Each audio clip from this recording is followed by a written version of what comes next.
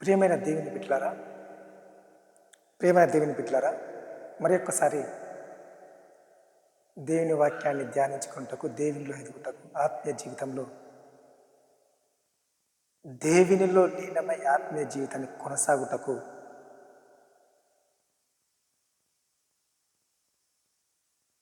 కొనసాగలేకపోతున్నాం. కారణం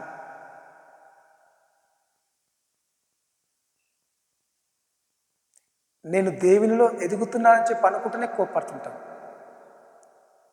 నేను దేవునిలో ఎదుగుచున్నానని చెప్పి చెప్పుకుంటూనే ఆగ్రహం తెచ్చుకుంటాను.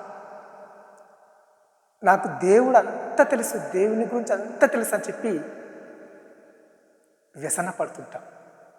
అవసరమా? దేవుని బిడ్డకు ఇవన్నీ అవసరమా? ఇలా ఉంటే నువ్వు దేవునిలో ఎదగలుగుతావా? దేవునికి కోపం ఉందా?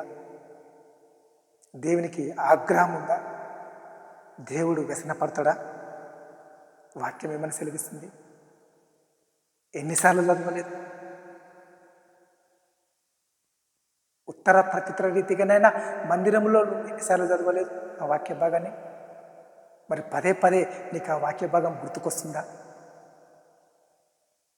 నాకెప్పుడు కీడే జరుగుతుందని చెప్పి నువ్వు అనుకుంటుంటావే, అప్పుడప్పుడు ఆ కీడు ఎందుకు వస్తుందో నీకు అర్థమవుతుందా? నీ మనసుకైనా అర్థమవుతుందా? దేవుని నమ్మిన నీకు, నీ ఆత్మకైనా అర్థమవుతుందా? దేవుని నమ్మిన బిడ్డకి, దేవుని నమ్మిన నీకు ఆ కీడు ఎందుకు వస్తుందో అర్థమవుతున్నదా? ప్రియమైన దేవుని బిడ్డ, దేవుడు ఈరోజు నీతోనే మాట్లాడుతున్నాడు. నీకొచ్చే ఆ కీడుకు 3 కారణాలు ఉన్నాయి. అది నీ మనసు నుంచే బయలుదేరుతుంటాయి. 1, కీర్తనల గ్రంథము 37వ అధ్యాయం 8వ వచనం. ఒకవేళ పరిశుద్ధ గ్రంథం మీ చేతిలో ఉన్నట్లయితే చూడండి, నేను చదువుతాను. కీర్తనల గ్రంథము 37వ అధ్యాయం 8వ వచనం. కోపము మాను, ఆగ్రహము విడిచిపెట్టుము, వ్యసన పడకుము, అవి కీడుకే కారణము. ప్రియమైన దేవుని బిడ్డలారా, అప్పుడప్పుడు అనుకుంటుంటాం, నాకు ఈ కీడు ఎందుకు వస్తుంది? నేను దేవుని బిడ్డను కదా, నేను దేవుని నమ్ముకున్నవాడిని కదా, నేను దేవుని నమ్ముకున్నదాన్ని కదా, నేను రెగ్యులర్గా చర్చికి వెళ్తున్నా కదా, నేను రెగ్యులర్గా వాక్యం చదువుతున్నా కదా,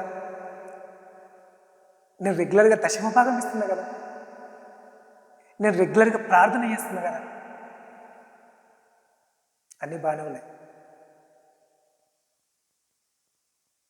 నీకొచ్చే కీడుకు కారణం ఏందో నువ్వు తెలుసుకోలేకపోయావు. అందుకే పరిశుద్ధ గ్రంథంలోని దేవుడి మాట నీకోసమే చెప్తున్నాడు. ఒక్కసారి పరిశుద్ధ గ్రంథం ఉన్నట్లయితే ఆ వాక్య భాగాన్ని జ్ఞాపకం చేసుకుందాం. కీర్తనల గ్రంథం 37వ అధ్యాయము 8వ వచనం. కోపము మాను, ఆగ్రహము విడిచిపెట్టుము, వ్యసన పడకుము, అవి కీడుకే కారణం. అవి కీడుకే కారణం. నువ్వెన్నిసార్లు దశమ భాగం దేవునికి నువ్వు కోపం మానకపోతే దేవునిలో ఎదగలేవు. యూత్ మీటింగు, మందిరంలో జరిగే మీటింగులకు, ప్రతి మీటింగ్కు నువ్వు హాజరుగా, కానీ ఈ కోపము, ఈ ఆగ్రహము, ఈ వ్యసన పడకం, ఈ 3 నువ్వు మానకపోతే నువ్వు దేవునిలో ఎదగనట్టే లెక్క. ఒక్కసారి జ్ఞాపకం ఉంచుకో ప్రియమైన దేవుని బిడ్డ. ఎప్పటి నుంచో నేను దేవుని నమ్ముతున్నాను, నాకు ఇన్ని రకాలుగా కీడులు ఎందుకు వస్తున్నాయి, నా మనసులో ఇన్ని రకాలుగా నేను ఎందుకు భయపడుతున్నాను, ఎందుకు ఇబ్బందులు పడుతున్నానంటే దేవుడు ఈ మాట ద్వారా, ఈ వాక్యం ద్వారా నీకోసమే హెచ్చరిస్తున్నాడు. నీకొచ్చే కోపాన్ని మాను, నీకొచ్చే ఆగ్రహము మాను, నువ్వు వ్యసన పడకు. ఈ 3 నువ్వు దూరం చేయి, నీ దగ్గరికి కీడు రాదు. దేవుడిలో ఎదగడం నేర్చుకో. విన్న ఈ కొద్ది మాటలు దేవుడు దీవించి ఆశీర్వదించును గాక. ఆమేన్.